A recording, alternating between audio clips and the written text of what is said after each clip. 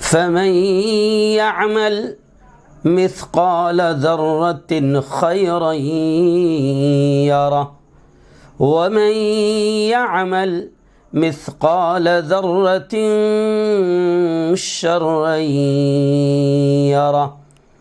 وقال تعالى حاميم والكتاب المبين إنا أنزلناه في ليلة مباركة إنا كنا منذرين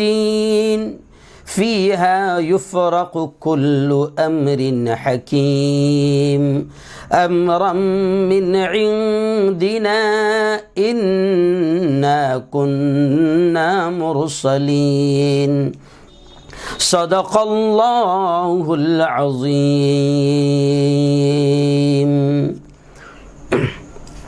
بہت ہی قابل صد احترام میرے نوجوان دوستوں، بزرگوں، ساتھیوں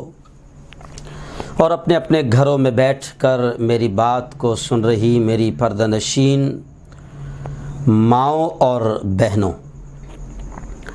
آج جمعہ کا دن ہے 26 مارچ 2021، 13 شعبان 1442 ہجری، اور آج کے بیان کا اہم عنوان ہم نے رکھا ہے شب براءت کی حقیقت، اہمیت اور فضیلت۔ جی ہاں ناظرین، آج ہم جانتے ہیں کہ آج 13 شعبان ہے اور 14 شعبان گزر جانے کے بعد، یعنی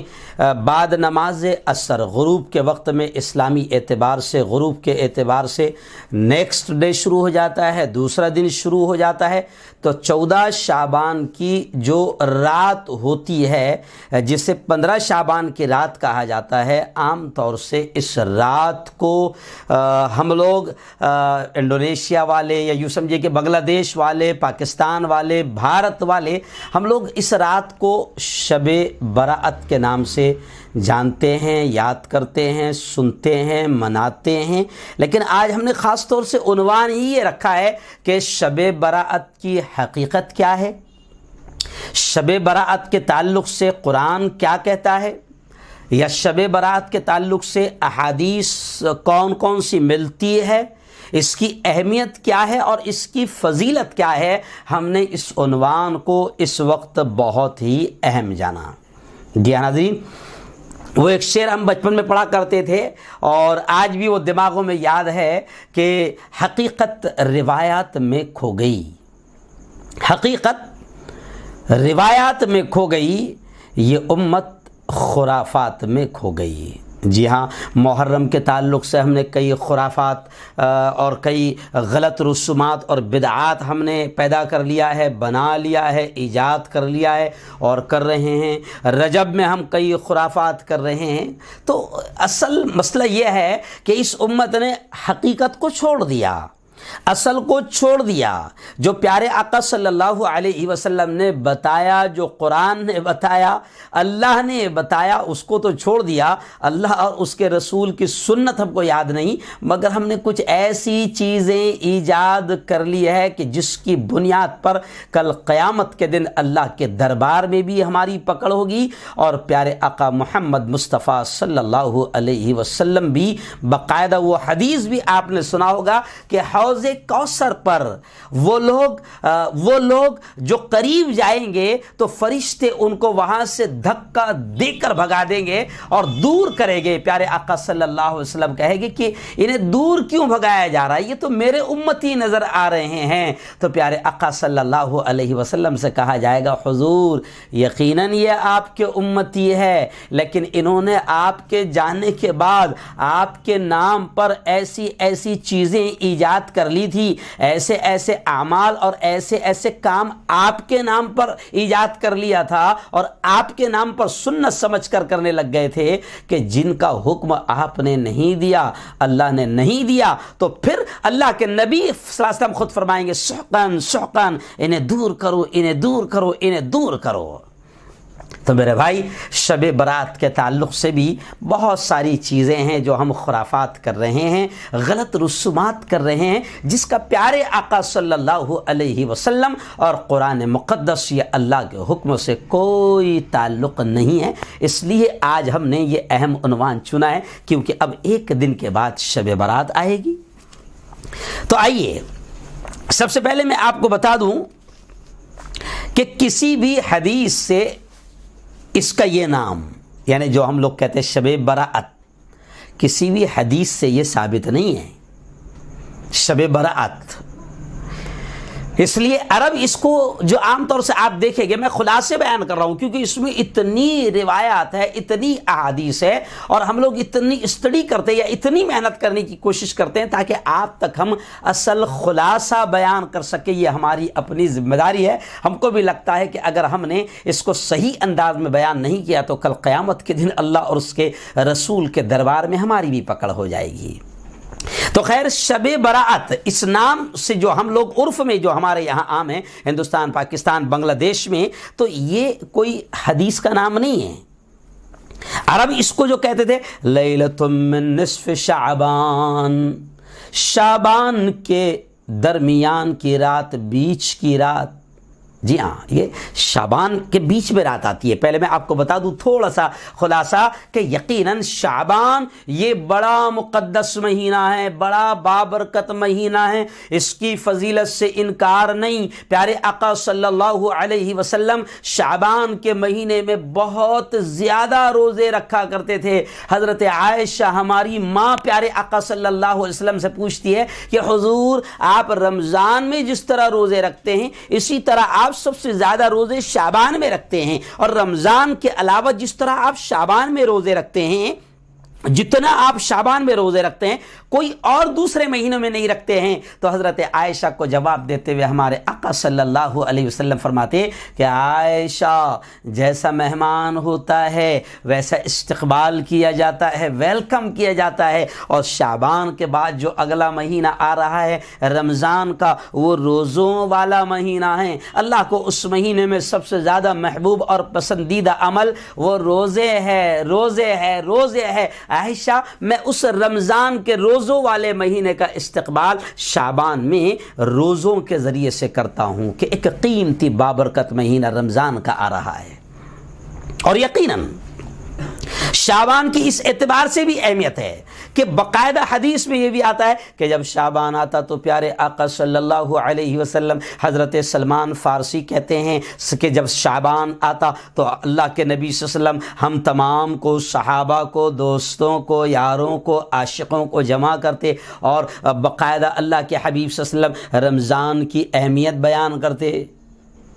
لوگ اس سے کہتے ہیں کہ اے لوگو، ایک بڑی برکت والا، بڑا برکت والا مہینہ آ رہا ہے، اس مہینے میں ایک رات ایسی ہے کہ جو ہزاروں مہینوں سے افضل ہے۔ اس طریقے سے پیارے آقا صلی اللہ علیہ وسلم رمضان کی اہمیت بیان کرتے، رمضان کی برکتیں بیان کرتے، رمضان کی فضیلت بیان کرتے، روزوں کی فضیلت بیان کرتے، روزوں کا ثواب بیان کرتے۔ یعنی شعبان کے مہینے میں اللہ کے حبیب صلی اللہ علیہ وسلم رمضان کے اعتبار سے استقبال کرتے ہیں۔ اور یہی نہیں،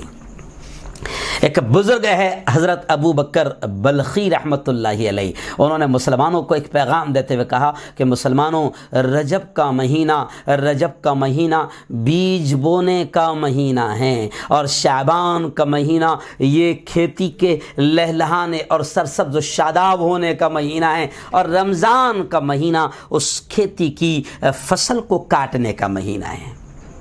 اور یہ تینوں مہینے لگاتار بڑے اہمیت کے حامل ہے. اور رمضان کی اہمیت تو آپ اس سے سمجھ سکتے ہیں کہ اللہ کے حبیب صلی اللہ علیہ وسلم 2 مہینہ پہلے سے دعائیں کرتے تھے, اللہم بارک لنا فی رجب و شعبان, اے اللہ تو ہمارے رجب میں اور شعبان میں برکت عطا فرما, اتنی برکت عطا فرما کہ بلغنا الی رمضان, میرے مولا ہم کو رمضان تک پہنچا دے.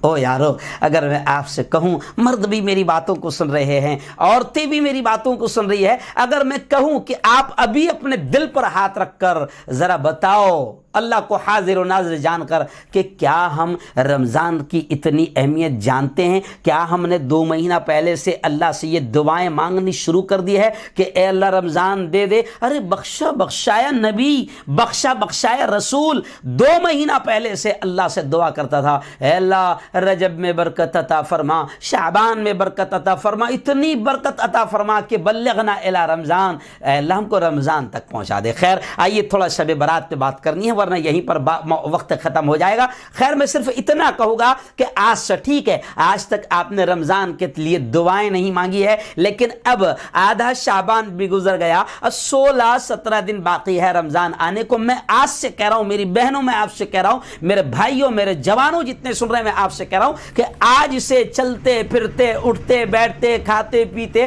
ہر وقت اتنی دعا مانگو, اے اللہ رمضان دے دے, اے اللہ رمضان دے دے, اے اللہ رمضان دے دے. عربی میں مانگنے کی ضرورت نہیں, اللہ کو سب سمجھتا ہے. مراٹھی میں مانگو, گجراتی میں مانگو, بنگلہ دیشی میں مانگو, بنگالی میں مانگو, کیرلا میں مانگو, تمل ناڈو میں مانگو, جو زبان آتی ہے, چائنیز میں مانگو, اللہ سے اتنا مانگو, اے اللہ رمضان دے دے, اے اللہ رمضان دے دے. کیونکہ ایک رمضان اگر کسی کو مل جاتا ہے تو ہزاروں سال کی عبادتوں کا ثواب وہ اپنے دامن میں سمیٹ لیتا ہے. اس لیے اللہ سے رمضان مانگو. خیر آئیے کہ اب یہ نصف شعبان کی جو رات ہے, عرب میں تو اسے لیلۃ من نصف شعبان بس اتنا ہی نام سے یاد کیا جاتا ہے, لیکن ہم اپنے اعتبار سے اسے شب برأت کے نام سے جانتے ہیں. اور اس کی وجہ بھی یہ بتائی جاتی ہے کہ برأت, برأت کے معنی ہوتے ہیں چھٹکارا, نجات. تو حدیث کے جو خلاصے آتے ہیں, جو احادیث ملتی ہے, حالانکہ جو احادیث ہے یہ ضعیف ہے, لیکن ضعیف احادیث بھی اتنی کثرت سے ہے کہ اصول بھی ہے کہ جب ضعیف احادیث کی کثرت ہو جائے تو پھر وہ کم از کم حسن لغیرہ ہی تک, حدیث حسن تک پہنچ جاتی ہے. اس لیے باقاعدہ اس کا انکار بھی نہیں کیا جا سکتا. بعض لوگ بالکل غلو کر دیتے ہیں اور انتہائی سختی کے ساتھ کہتے ہیں کہ شب برات کا کوئی ثبوت نہیں ہے. ایسا بھی نہیں ہے, غلو بھی نہیں کرنا چاہیے. حد درجے بالکل یوں سمجھیے کہ ڈائریکٹ انکار بھی نہیں کر سکتے ہیں, کیونکہ ضعیف احادیث بھی اتنی ہیں کہ جو علماء کہتے ہیں کہ حدیث حسن تک پہنچ جاتی ہے, حسن لغیرہ ہی تک پہنچ جاتی ہے. تو شب برات کے تعلق سے بہت ساری احادیث ہے. تو برأت کے معنی ہے چھٹکارا, برأت کے معنی ہے نجات. تو علماء نے احادیث کو سامنے رکھتے ہوئے لکھا ہے کہ اس رات میں اللہ بہت خوش ہوتا ہے اور اس رات میں اللہ گناہ گاروں کی مغفرت فرماتا ہے, عذاب جہنم سے برأت یعنی چھٹکارا دیتا ہے. اس لیے عام زبان میں, عرف کے زبان میں اسے شب برأت کہا جاتا ہے, چھٹکارے والی رات, نجات والی رات. اب یہ لفظ مشہور ہو گیا. اب شب برات کی حقیقت کے تعلق سے قرآن کیا کہتا ہے؟ حالانکہ بعض علماء نے, مفسرین نے صاف طور سے کہا ہے کہ جو حدیث شب برات, جو قرآن کی آیت سورۃ الدخان کی, جو قرآن کی آیت شب برات کے تعلق سے بیان کی جاتی ہے, وہ بھی اصل شب برات سے نہیں ہے, شب قدر کے تعلق سے ہے, کیونکہ اس میں بھی قرآن کے اتارنے کا تذکرہ ہے. تو خیر شب برات کے تعلق سے جو عام طور سے آپ مضامین دیکھو گے, علماء کے بیانات دیکھو گے, تو سورۃ الدخان کی اس آیت کو بیان کیا جاتا ہے کہ اللہ کیا کہتا ہے, حامیم والکتاب المبین, کہ اس واضح کتاب کی قسم ہے. اللہ کہہ رہا ہے انا انزلناہ فی لیلۃ مبارکہ انا کنا منذرین. اللہ کہتا ہے کہ ہم نے اس کو یعنی قرآن کو مبارک رات میں اتارا. تو اب علماء نے لکھا ہے کہ اس مبارک رات سے مراد، بعض مفسرین نے لکھا ہے کہ وہ شب برأت ہے، اور وہ دلیل دیتے ہوئے اگلی آیت کو، اگلے ٹکڑے کو بیان کرتے ہیں کہ اس میں اللہ نے کہا فیہا یفرق کل امر حکیم، کہ اس رات میں مضبوط جو حکمت والے بڑے بڑے فیصلے ہوتے ہیں، اور احادیث بتاتی ہے کہ بڑے بڑے فیصلوں کی رات شب برأت ہے۔ تو بعض مفسرین نے اسے شب برأت لکھا ہے، لیکن اکثریت کی رائے یہ ہے کہ یہ آیت بھی شب قدر کی ہے، کیونکہ قرآن کے اترنے کا تعلق عام طور سے سب جانتے ہیں کہ قرآن کس رات میں اترا، شب قدر میں اترا، لیکن بعض مفسرین نے جو باتیں کہی ہے، دونوں باتیں سامنے آتی ہے کہ بعض اس آیت کو شب برأت سے متعلق لیتے ہیں، اور بعض اس آیت کو بھی قرآن کے نزول کے اترنے کے اعتبار سے شب قدر ہی کے اعتبار سے کہتے ہیں، لیکن بعض مفسرین نے بیچ کا راستہ بتاتے ہوئے یہ کہا ہے کہ بھیا شب برأت کے تعلق سے بھی یہ آیت جو ہے وہ صحیح ہے، اور شب قدر میں جو قرآن کے اترنے کا تذکرہ وہ بھی صحیح ہے۔ بعض مفسرین نے لکھا ہے کہ شب برأت میں یہ فیصلہ ہوا تھا کہ قرآن اتارا جائے گا، یعنی اب اگلا جو رمضان آئے گا اس میں جو شب قدر ہوگی قرآن اتارا جائے گا، تو فیصلہ قرآن کے اتارنے کا اس رات پہ ہوا تھا، اور قرآن کا نزول یعنی قرآن کا اترنا وہ شب قدر میں ہوا۔ لیکن خیر اکثر علماء نے کہا ہے کہ ایسا نہیں ہے، لیکن دونوں باتیں علماء نے سامنے رکھی ہے۔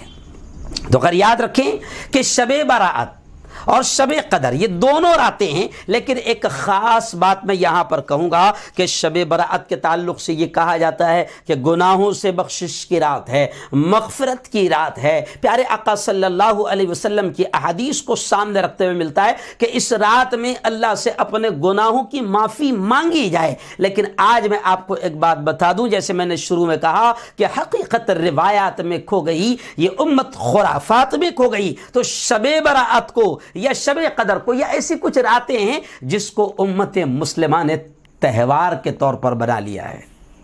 اور شب برات کو تو جناب باقاعدہ آپ دیکھیں کہ بالکل ایسا لگتا ہے جیسے تہوار ہے، حلوہ پکایا جا رہا ہے، حلوہ بانٹا جا رہا ہے، مٹھائیاں تقسیم کی جا رہی ہے۔ او یارو اللہ کے بندو، اسلام میں تہوار جتنے بھی ہیں نا وہ دن میں رکھے گئے ہیں، یہ خاص بات سمجھ لیں آپ۔ اسلام میں تہوار جو ہے نا وہ دن میں رکھے گئے ہیں،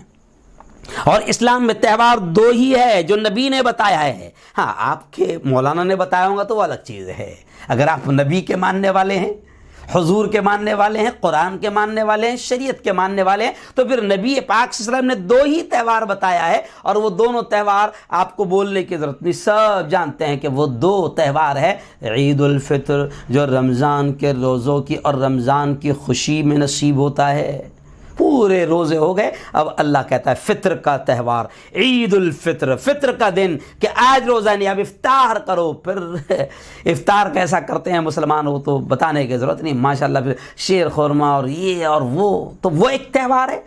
تو وہ تہوار بھی دن میں ہے۔ ایسی عید الاضحیٰ،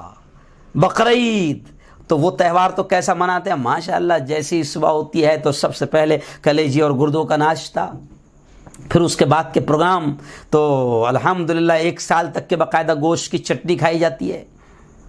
تو خیر تہوار دو ہی ہے، ان دونوں کو اللہ اور نبی نے تہوار بتایا ہے، عید الفطر اور عید الاضحیٰ۔ اور مسلمانوں اس بات کو سمجھ لو کہ اسلام کے جو تہوار ہے وہ دن میں ہیں، اور اگر آپ غور کرو گے تو آپ کو پتہ چلے گا کہ غیروں کے جو تہوار ہے عام طور سے وہ رات میں ہوتے ہیں، وہ رات میں ہوتے ہیں۔ اور رات میں جو تہوار ہوتے ہیں نا اس میں کیا کیا خرافات ہوتی ہے وہ بتانے کی ضرورت نہیں ہے۔ تو عید الفطر اور عید الاضحیٰ دو ہی تہوار ہیں جس کو ہم سیلیبریٹ کرتے ہیں، ایک دوسرے کو مبارکباد دیتے ہیں، اور جو راتیں ہیں وہ تو اللہ نے میرے بھائیوں عبادت کے لیے بنائی ہیں۔ اب کوئی 15 شعبان کی رات کو اسپیشلی بنائیں، اور پھر 15 شعبان کی رات کو شب برات میں آپ نے دیکھا ہوگا کہ بعض لوگ باقاعدہ اسپیشل اس دن عصر کے بعد مغرب کے بعد نہاتے ہیں، جی ہاں، اچھے کپڑے پہنتے ہیں، خوشبو لگاتے ہیں، مٹھائیاں، حلوے، کھانے پکاتے ہیں، تو گویا کہ یہ اپنے عمل سے ظاہر کرتے ہیں کہ یہ آج یہ کوئی تہوار ہے،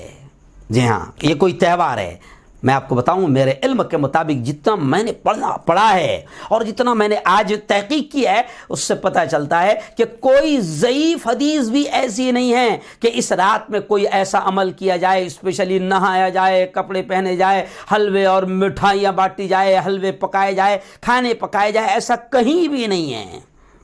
جی ہاں، اس واسطے اللہ اور اس کے رسول کا واسطہ دے کر کہہ رہا ہوں کہ میرے بھائیو، یہ تمام چیزیں جو اس رات شب برات میں کی جاتی ہے، یہ تمام چیزیں ان کا کوئی تعلق نبی اور اللہ اور شریعت اور اسلام کی تعلیمات سے نہیں ہے۔ اس کو اللہ کے واسطے اگر آپ سچا عشق کرتے ہو نبی سے تو ان تمام خرافات کو ختم کیا جائے۔ جی ہاں، ان تمام خرافات کو ختم کیا جائے۔ جی آگے اور بھی 2-3 چیزیں آپ کو بتاؤ گا کہ شب برات کے تعلق سے بالکل جو احادیث ملتی ہے وہ ضعیف ہی صحیح مگر بہت زیادہ احادیث ملتی ہے۔ اس لیے اتنا ضرور کہوں گا ان تمام احادیث کو سامنے رکھتے ہوئے کہ پیارے آقا صلی اللہ علیہ وسلم نے یہ بھی فرمایا ہے جو احادیث میں ملتا ہے کہ اس رات یعنی 15ویں رات کی شب میں اللہ کے رسول صلی اللہ علیہ وسلم نے مائی عائشہ، ہماری ماں حضرت عائشہ سے کہا کہ عائشہ، اس سال بہت بڑے بڑے فیصلے اس رات میں کیے جاتے ہیں۔ حدیث میں ملتا ہے کہ پیارے آقا نے فرمایا کہ اس رات میں اس سال یہ بھی فیصلہ کیا جاتا ہے پورے سال کے تعلق سے، آنے والے سال کے تعلق سے، کہ اولاد آدم میں سے کون مرے گا۔ جی ہاں، کون مرے گا اور کون پیدا ہوگا۔ اب میں تو یہ کہوں گا کہ میرے بھائی شب برات کے دن تو کم از کم اللہ سے توبہ کر لے، اتنا تو کہوں گا، معافی مانگ لے، روئے گڑگڑائیں، اللہ کے سامنے روئے گڑگڑائیں اور اپنے تمام گناہوں کی معافی مانگ لے، کیونکہ نہیں معلوم اس رات جو فیصلہ ہوتا ہے زندگی اور موت کا، تو یہ نہیں معلوم کہ ہمارے تعلق سے اس رات کو، شب برات کو، اس رات کو آنے والے سال کے تعلق سے، ہمارے تعلق سے کیا لکھا جائے گا، کہ اگلا رمضان ہم کو ملے گا یا نہیں ملے گا، نہیں خبر ہے۔ ابھی دیکھیے آپ، کورونا آیا اور کورونا نے اچھے اچھے ہٹے کٹے بہادر مضبوط تندرست جوانوں کو بھی لے کر چلا گیا۔ او میرے بھائی، ابھی پہلی لہر ختم ہوئی تھی، دوسری لہر آ گئی ہے، پہلی لہر میں اللہ نے ہم کو بچا لیا، نہیں معلوم کہ ہمارے تعلق سے اب اس رات کو کیا فیصلہ ہوگا کہ دوسری لہر میں بھی ہم بچیں گے یا نہیں بچیں گے۔ تو ایک ایک گناہ کو میں نے آج جمعہ کے بیان میں بھی مسلم کالونی کی مسجد جہاں پر ہمارے شہر صدر حافظ عبدالرحیم پٹیل صاحب خطیب و امام ہیں، ان کی مسجد میں آج جمعہ میں نے بیان میں اس چیز کا تذکرہ کرتے ہوئے کہا کہ ایک ایک گناہ کو اللہ کے سامنے یاد کر کر کے روئیں گڑ گڑائیں کہ اللہ تعالیٰ یہ گناہ تو مجھے یاد ہے، یہ گناہ کو میرے معاف فرما دے، اور کچھ ایسے بھی گناہ ہیں جو مجھے یاد نہیں ہیں، میرے مولا ان تمام گناہوں کو بھی معاف فرما۔ تو پیارے آقا صلی اللہ علیہ وسلم نے فرمایا کہ اس رات میں یہ بھی فیصلہ ہو جاتا ہے کہ اب اس سال کون رہے گا، کون بچے گا، نہیں بچے گا، اور کون پیدا ہوگا۔ اور احادیث کے خلاصوں میں یہ بھی ملتا ہے کہ اس رات میں لوگوں کے اعمال اٹھائے جاتے ہیں۔ جی ہاں، یعنی اس اعتبار سے اگر اس کو شارٹلی میں سمجھاؤں کہ جیسا مارچ اینڈنگ ہوتا ہے نا پورے سال بھر کا حساب کتاب، تو اسی رات میں پھر سال بھر کے پورے اعمال اٹھائے جاتے ہیں، اور دفتر اگلے سال کا نیا اوپن ہوتا ہے رجسٹر، اور گزرے ہوئے سال کا بند ہوتا ہے۔ اور اس رات میں یہ بھی کہا گیا کہ اس رات میں رزق کا فیصلہ بھی کیا جاتا ہے، جو بڑے بڑے فیصلے جو ہوتے ہیں اس رات میں رزق کا فیصلہ بھی کیا جاتا ہے کہ اس سال 2021 میں کتنا کھائیں گا، کیا ہوگا۔ تو خیر اس رات کی بڑی اہمیت ہے، بہت ساری چیزیں ہیں، لیکن عجیب بات ہے کہ اس رات میں باقاعدہ جو خرافات کی جا رہی ہے، اس رات میں جو بدعات کی جا رہی ہے، ان بدعات کو روکنا، امت مسلمہ کی ان تمام خرافات کو روکنا جو ہو رہی ہے، یہ ہم سب پر فرض ہے، کیونکہ پیارے آقا صلی اللہ علیہ وسلم نے یہ بھی فرمایا ہے کہ اگر غلط کاموں کو ہوتے دیکھو تو پھر زبان سے روکے، ہاتھ سے روکنے کی طاقت ہے ہاتھ سے روکو، زبان سے روکنے کی طاقت ہے زبان سے روکو۔ تو اس رات کے تعلق سے میں یہ بھی کہوں گا کہ کوئی مستقل ایسا نہیں ہے کہ آپ اسپیشلی نہائیں دھوئے، کپڑے پہنے، حلوہ مٹھائی تقسیم کرے، بانٹے، ایسا کچھ نہیں۔ اور اس رات کے تعلق سے باقاعدہ یہ بھی کہتے ہوئے افسوس ہوتا ہے کہ لوگوں نے اس رات کو اجتماعی طور پر عبادت کی رات بھی بنایا ہے۔ آپ دیکھیں کہ ہمارے ان ملکوں میں اس رات کو مسجد پوری فل بھر جاتی ہے، جیسے دن کے اجالے میں جمعہ میں گردی ہوتی ہے اور بھیڑ ہوتی ہے، ایسے ہی اس رات کو آپ نے دیکھا کہ مسجد پوری فل ہو جاتی ہے۔ اور کچھ لوگوں کو آپ دیکھیں گے کہ وہ اجتماعی عبادت کر رہے ہیں، کوئی باقاعدہ اجتماعی صلاۃ التسبیح پڑھ رہا ہے، کوئی آخر رات کے حصے میں 3-4 بجے کے قریب اجتماعی طور پر تہجد کی نماز پڑھ رہا ہے۔ تو میرے بھائیوں، اور باقاعدہ آپ نے دیکھا ہوگا کہ کوئی کبھی تو مغرب کے بعد اور عصر کے بعد میں ہم نے دیکھا بھی ہے کہ بعض مسجدوں میں گیٹ کے باہر باقاعدہ پرچے بٹتے ہیں کہ اس رات میں یہ نماز پڑھی جائے اور پہلی رکعت میں اتنی بار سورہ اخلاص، اتنی بار قل اللہ احد، اور یہ پڑھا جائے۔ ایسی کسی بھی چیز کا حدیث سے کوئی ثبوت نہیں ملتا ہے۔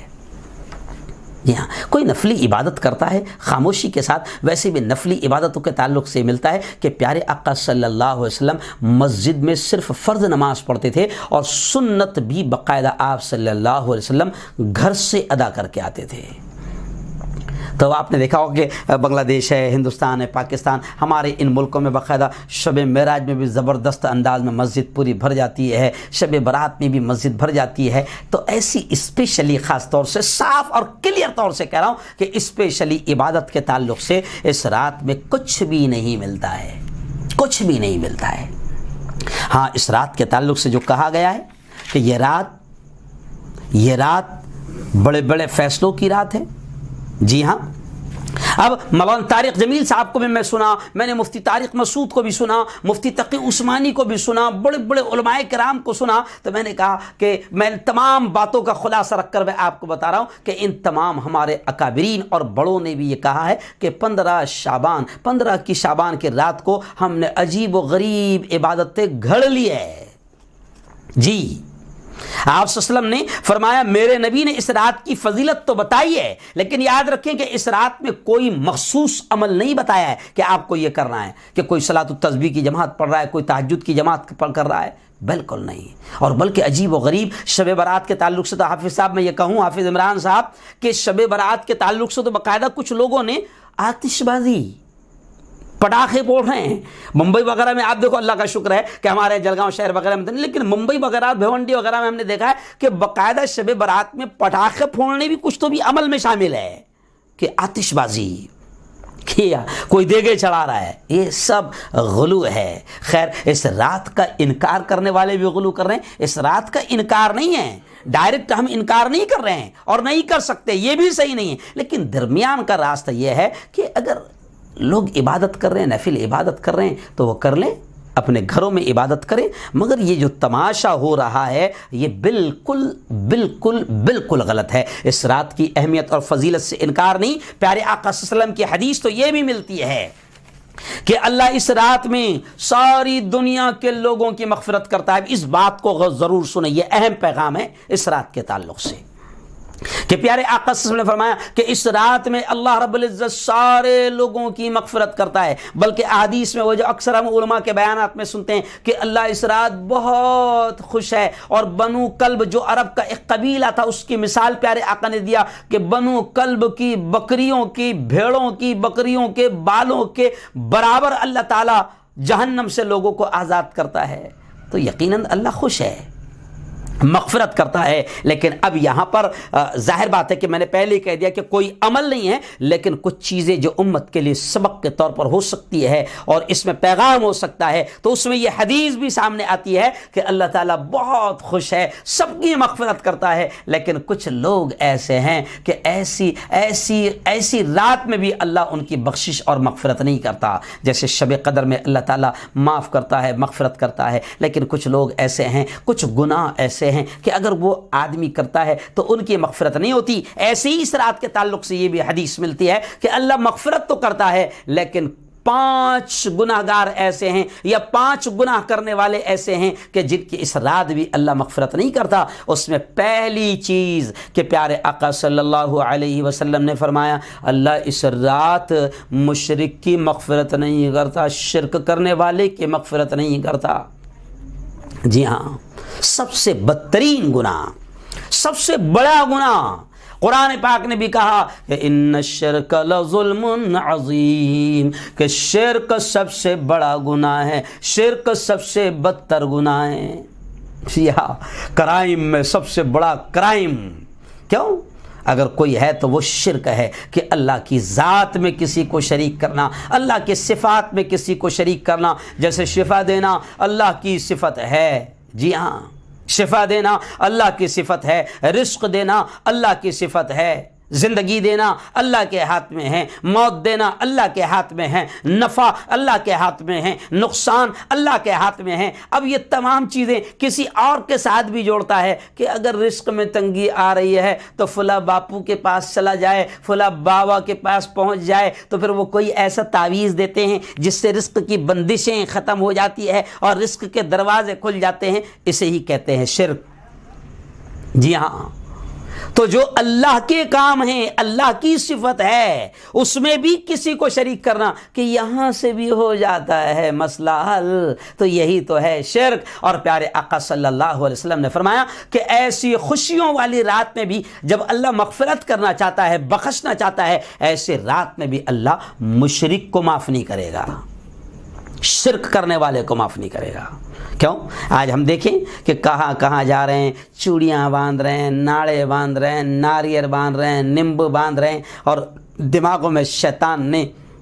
جاہلوں نے بھر دیا ہے کہ یہاں پر ایسا ناڑا باندھ دو تو پھر یہاں سے مسئلہ حل ہو جائے گا، اور پھر مسئلہ حل ہو گیا تو شاید ناڑا کھل جائے گا۔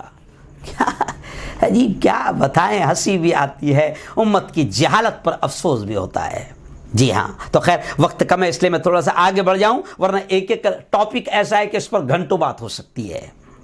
تو خیر اللہ شرک کو معاف نہیں کرے گا۔ ایسی دوسری چیز، یہ بڑی اہم چیز ہے کہ پھر وہ شب برات کی رات ہو یا شب قدر کی رات ہو، یہ دوسرا گناہ سن لو، یہ بھی ایسا ہے کہ اگر یہ کر رہے ہو تو اللہ معاف نہیں کرے گا۔ پیارے آقا صلی اللہ علیہ وسلم نے فرمایا کینہ رکھنے والا، کینہ جس کو کپٹ بھی کہتے ہیں، کینہ کپٹ، دل میں بغض نفرت رکھنے والا، کدورت رکھنے والا، اللہ ایسے شخص کو بھی معاف نہیں کرے گا۔ آج اگر میں کہوں تو شاید غلط نہ ہوگا کہ مسلمانوں میں سب سے زیادہ بدترین طور پر یہ گناہ بھی عام ہو گیا کہ ہم ایک دوسرے کے تعلق سے دلوں میں کینہ رکھتے ہیں۔ کینہ، میں اکثر کبھی ہنستے ہنستے کہتا ہوں کہ جس دل میں ہے، جس سینے میں ہے، جو سینے میں کینہ وہ بڑا کمینہ۔ تو ہم ایک دوسرے کے تعلق سے کینہ رکھتے ہیں، کپٹ رکھتے ہیں، بغض رکھتے ہیں، نفرت رکھتے ہیں، کدورت رکھتے ہیں۔ پیارے آقا نے فرمایا کہ ایسی رات میں اللہ تعالیٰ کینہ رکھنے والے کو بھی معاف نہیں کرے گا۔ آج یہ بھی طے کر لو کہ اپنے دلوں کو دوسروں کے تعلق سے کینہ، کپٹ، بغض، کدورت سے پاک کر لو۔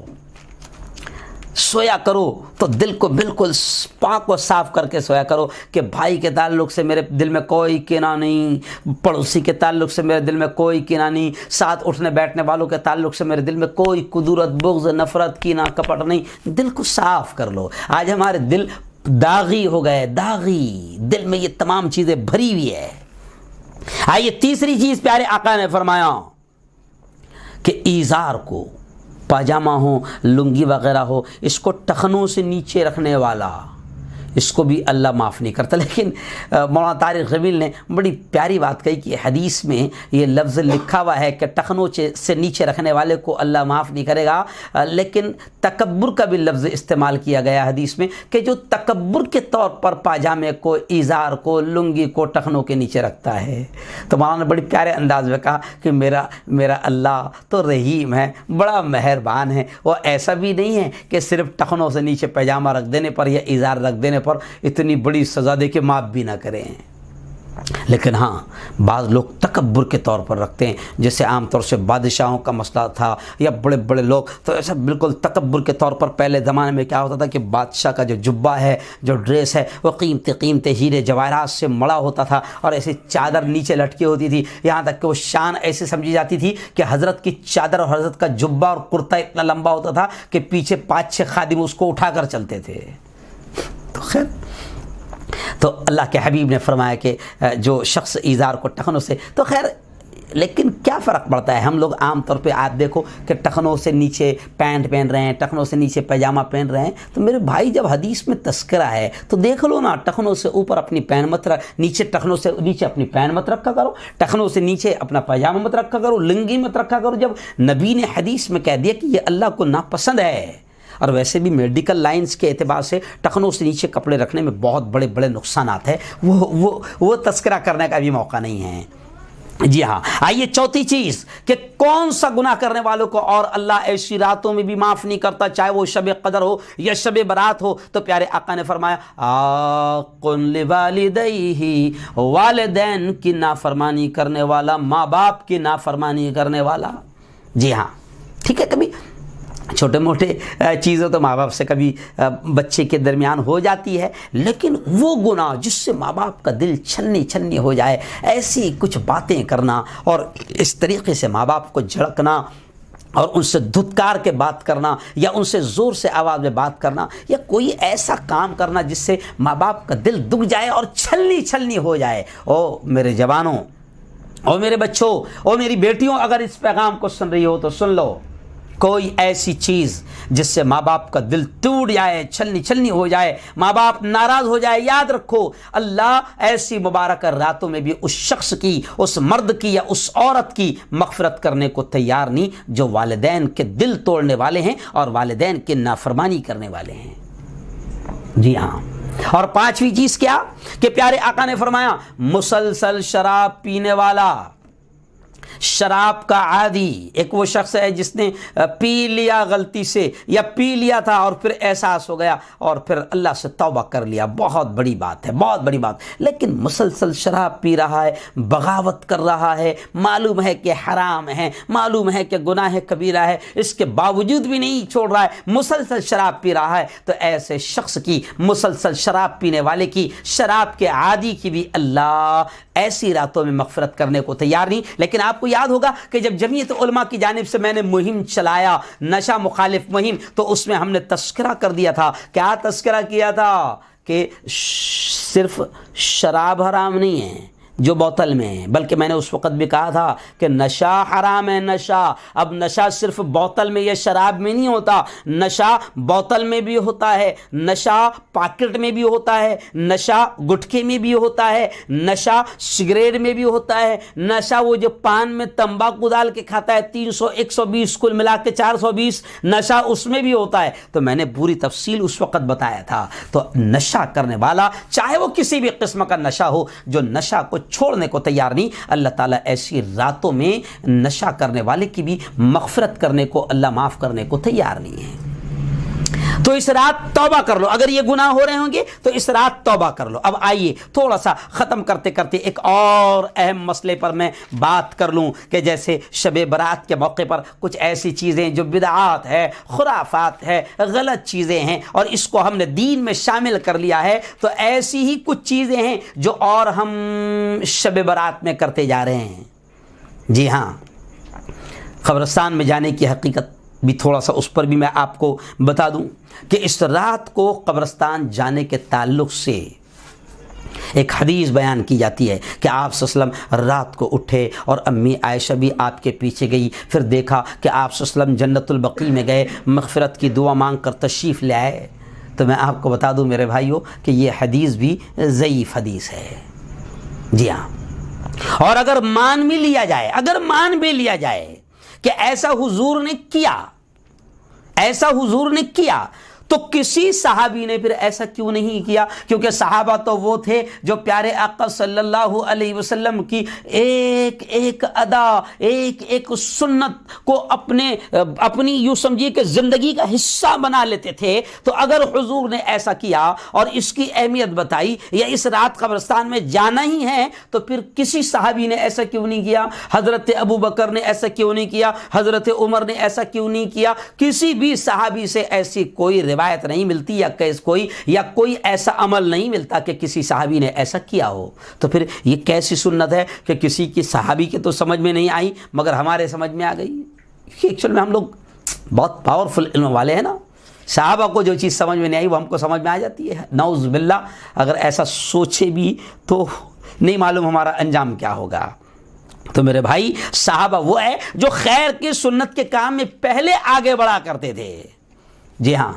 خیر آئیے چلو فرض کر لیتے ہیں کہ نبی محترم صلی اللہ علیہ وسلم قبرستان گئے۔ جی ہاں، تو یہ حدیث خود بتا رہی ہے کہ آپ صلی اللہ علیہ وسلم، جو حدیث ہے نا تفصیل سے، کہ حضرت عائشہ کہتی کہ چپکے سے گئے، تو یہ حدیث خود بتا رہی ہے کہ حضور چپکے سے گئے اور چپکے سے واپس آئے ہیں۔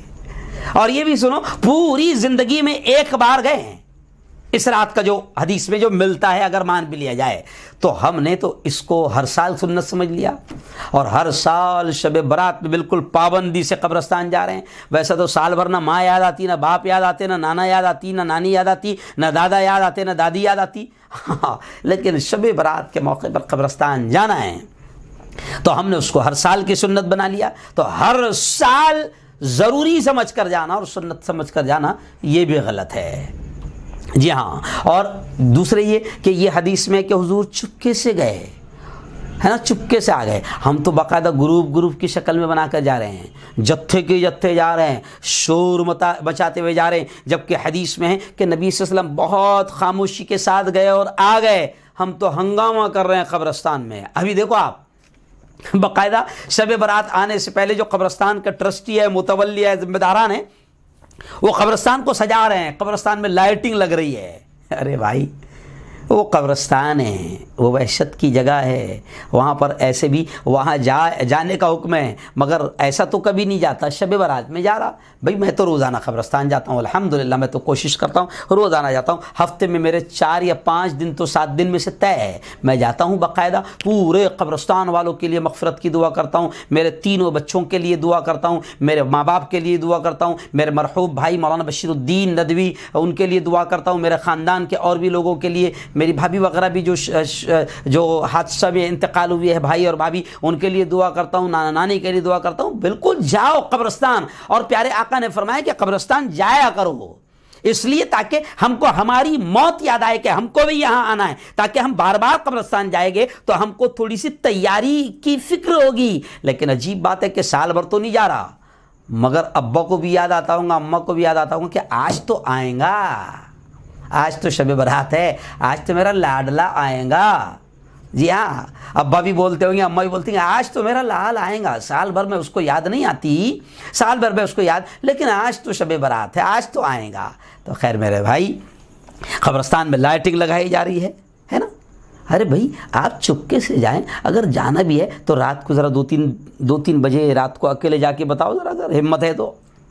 اکیلے کوئی نہیں جا رہا ہے، جتھے کے جتھا جا رہے ہیں۔ ہاں، اور قبرستان کو بھی تفریح گاہ بنا لیا۔ شب برات کے موقع پر بعض شہروں میں آپ دیکھو حافظ صاحب حفیظ الرحیم کہ بعض شہروں میں قبرستان کے باہر دکانیں لگ رہی ہے، کھانے پینے کی دکانیں، ایک میلہ لگ رہا ہے، پھولوں کی اور چادروں کی بھی دکانیں لگ رہی ہے۔ اور پھول اور چادروں کا دھندا کیسا ہے وہ تو بتانے کی ضرورت نہیں ہے۔ جی ہاں، بھاوا بھی بڑے عجیب ہے کہ ایک ہی چادر جاتی ہے واپس آتی ہے، ایک ہی چادر جاتی ہے واپس آتی ہے، پھر دکان پہ جاتی ہے پھر واپس جاتی ہے۔ تو پھول اور چادروں کا دھندا تو آپ کو ہم کو سب کو معلوم ہے۔ او اللہ کے بندو، ایسے اعمال بدعت ایجاد نہ کرو جس سے کل پھر کہہ رہا ہوں کہ حوض کوثر پر آپ صلی اللہ علیہ وسلم بھی ہمیں دھتکار دے۔ وہ حدیث میں نے آپ کو شروع میں سنایا کہ باقاعدہ فرشتے بھی ہٹائیں گے، نبی پوچھیں گے ان کو کیوں ہٹا رہے، یہ تو میرے امتی لگ رہے ہیں، تو فرشتے کہیں گے حضور یہ آپ کے امتی تو ہے، لیکن انہوں نے آپ کے جانے کے بعد من گھڑت باتیں، جس کا آپ کی سنت آپ کے اعمال سے کوئی لین دین نہیں تھا، واسطہ نہیں تھا، ویسی چیزیں دین میں پیدا کر لی تھی، تو حضور بھی کہیں گے سحقاً سحقاً ان کو دور کرو۔ جی ہاں، تو خیر میرے بھائی، اس رات کی فضیلت جو جس طریقے سے احادیث میں آتی ہے، جو احادیث ہم نے جمع کی ہے، تو اس رات کی ٹھیک ہے فضیلت ہے، لیکن اعمال کوئی اسپیشلی بتائے نہیں گئے ہیں، نماز کوئی اسپیشلی بتائی نہیں گئی ہے۔ اور جہاں تک اس رات میں قرآن کے اترنے سے تعلق ہے تو میں نے شروع میں آپ کو بتا دیا کہ بعض علماء نے شب برات اور شب قدر دونوں کی تعویل کرتے ہوئے کہا ہے کہ لیکن شب قدر کی اہمیت اور ویلیو اللہ اور رسول نے بیان فرمائی ہے، اور اسپیشل اللہ نے باقاعدہ وہ شب قدر کے تعلق سے اسپیشل سورت نازل فرمائی ہے، انا انزلناہ فی لیلۃ القدر۔ جی ہاں، اب آئیے، اس رات کے تعلق سے بہت ساری غلط چیزیں بھی لوگوں کے ذہن میں بیٹھ گئی ہے کہ ہنسی بھی آتی ہے، مردوں کی چھٹی کی رات ہے، اس رات مردے ہیں نا جو مغرب کے بعد سے جو ہے وہ چھٹی پر، جیسے وہ پیرول پر آتے ہیں نا، تو چھٹی پر آتے ہیں، ہے نا، پھر صبح صبح باقاعدہ ہم لوگ ان کو فجر کے بعد چھوڑنے بھی جاتے ہیں، ہے نا، پھر اس رات کو جو مردوں کے پسندیدہ پکوان ہیں، بابا مر گئے، ماں مر گئی تو بابا کو یہ بہت پسند تھا، ماں کو یہ بہت پسند تھا، تو ایسی چیزیں بنانا، تو یہ بہت ساری چیزیں، عجیب عجیب چیزیں، اور بھی ایسی چیزیں کہ کہنا بھی اچھا نہیں لگتا ہے۔ تو خدا کے واسطے شب برات ہو، شب قدر ہو، شب معراج ہو، دین نے ساری چیزیں کھل کر ہمارے سامنے رکھ دی ہے۔ میں علماء کرام سے بھی ہاتھ جوڑ کر کہوں گا، اماموں اور خطیبوں سے بھی ہاتھ جوڑ کر کہوں گا کہ یہ تمام چیزیں جو امت کر رہی نا، یہ خرافات جو کر رہی ہے، تو اس میں کہیں نہ کہیں ہم بھی ذمہ دار ہیں، ہم بھی ذمہ دار ہیں۔ تو خدا کے واسطے کوئی ایسی چیز جس کا تعلق پیارے آقا محمد مصطفیٰ صلی اللہ علیہ وسلم کی تعلیمات سے، پیارے آقا کی سنت سے نہیں ہے، ان تمام چیزوں کو بیان نہ کیا جائے، بلکہ امت سے بدعات کو، خرافات کو، رسومات کو ختم کیا جائے اور سنتوں کو زندہ کیا جائے۔ جو میرے نبی کی سنت ہے اس کو زندہ کیا جائے۔ کئی سنتیں ایسی ہے جو ختم ہو گئی ہے۔ میرے آقا نے یہ بھی فرمایا ہے کہ جو ایسے وقت میں جب میری سنت کو ختم کیا جا رہا ہو، ایسے وقت میں جو میری ایک سنت کو زندہ کرے گا، پیارے آقا نے فرمایا اللہ اس کو 100 شہیدوں کا ثواب عطا فرمائے گا۔ تو سنتوں کو امت میں زندہ کرو اور خرافات کو امت سے مٹانے کی کوشش کرو۔ خیر میں اتنا ہی کہوں گا کہ اب اللہ سے ہم اس رات میں بھی دعائیں مانگ سکتے ہیں، اور اپنے اپنے گھروں میں رہ کر آپ اگر عبادت کرتے ہیں عبادت ضرور کریے، لیکن فرض یا واجب یا نبی کی سنت اور نبی نے بتایا ایسا سمجھ کر بالکل نہ کریں۔ بعض اللہ کے نیک بندے اور نیک بندیاں ایسی ہے جو کچھ نہ کچھ ہفتے میں 2-3 دن یا راتوں میں اٹھ کر تہجد پڑھتے ہیں، عبادتیں کرتے ہیں، تو خیر میں ان سے بھی کہوں گا کہ بالکل آپ عبادتیں کریں۔ اور بس میں اخیر بات یہ کہوں گا کہ اللہ تعالیٰ اس رات میں خوش ہوتا ہے اور کئی گناہوں کو معاف کرتا ہے، برأت یعنی نجات اور چھٹکارا ملتا ہے، کئی گناہوں کو اللہ معاف کرتا ہے۔ تو ہم اس رات اللہ رب العزت سے اپنے گناہوں کی مغفرت چاہیں، معافی چاہیں، اور پوری امت مسلمہ کے لیے ہم دعائیں ضرور کریں۔ اور پھر آخر میں یہ بھی کہوں گا کہ کورونا وائرس، اب یہ نہیں معلوم کہ یہ کوئی گیم ہے، کوئی سازش ہے، جو بھی ہے اللہ سے دعا کرے کہ میرے مولا اگر یہ کوئی گیم ہے، یہ کوئی سازش ہے، تو پھر اس سازش کو، اس گیم کو بے نقاب فرما دے، اور اگر یہ واقعتاً کوئی مرض ہے تو اس مرض سے ہماری حفاظت فرما۔ خیر دوستو، آج میں آئندہ کل یعنی سنیچر ہے، میں بھی نکل رہا ہوں، آئندہ کل